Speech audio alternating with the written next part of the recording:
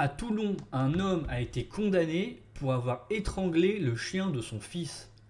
Un individu a été jugé par le tribunal correctionnel de Toulon pour avoir étranglé à mort le chien de son fils alors qu'il se trouvait dans un état d'ébriété avancée. Cet incident représente un nouvel exemple de cruauté envers un animal. Pendant la nuit du 18 au 19 octobre, un homme fortement intoxiqué par l'alcool a étranglé à mort le chien de son fils. Il a été condamné à une peine de 12 mois d'emprisonnement avec sursis. Les événements se sont déroulés au domicile familial situé au Castellet dans le Var, comme l'a rapporté l'association Stéphane Lamar dans un communiqué. L'Organisation de défense des droits des animaux a fourni des détails sur les circonstances de cette tragique soirée. Les forces de gendarmerie ont été alertées et sur les lieux, elles ont découvert le cadavre d'un chien prénommé Oslo, un husky âgé de 5 ans, qui avait été cruellement étranglé à mort par le père du propriétaire du chien, lequel était ivre.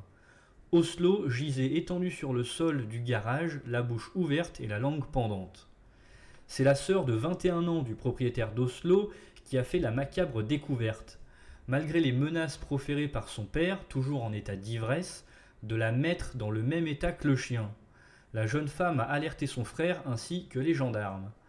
Le père, accusé d'avoir causé la mort du chien, a subi un test d'alcoolémie révélant un taux d'alcoolémie de 2 grammes par litre de sang. Il a prétendu avoir agi en légitime défense pour se protéger d'un chien qu'il considérait comme hostile.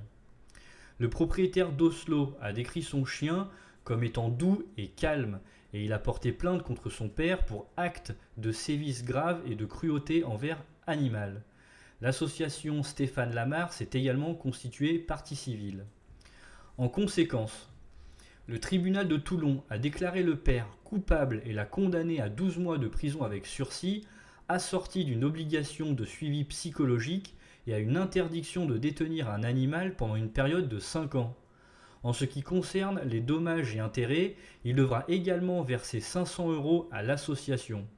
Stéphane Lamar, président fondateur de l'association, a commenté cette condamnation en la jugeant inadéquate, soulignant que pour des sévices graves et des actes de cruauté, la législation prévoit une peine de prison ferme, tandis que bien trop souvent, les peines de sursis sont prononcées, ce qui peut encourager la récidive. Merci à tous et à toutes d'avoir suivi cette vidéo. N'hésitez pas à me faire part dans la section commentaires de ce que vous en pensez, à partager, à liker, à vous abonner si vous souhaitez me soutenir et que vous appréciez les vidéos, à activer la cloche des notifications pour être au courant de chaque nouvelle info. Bonne journée à tous et à toutes. À la prochaine.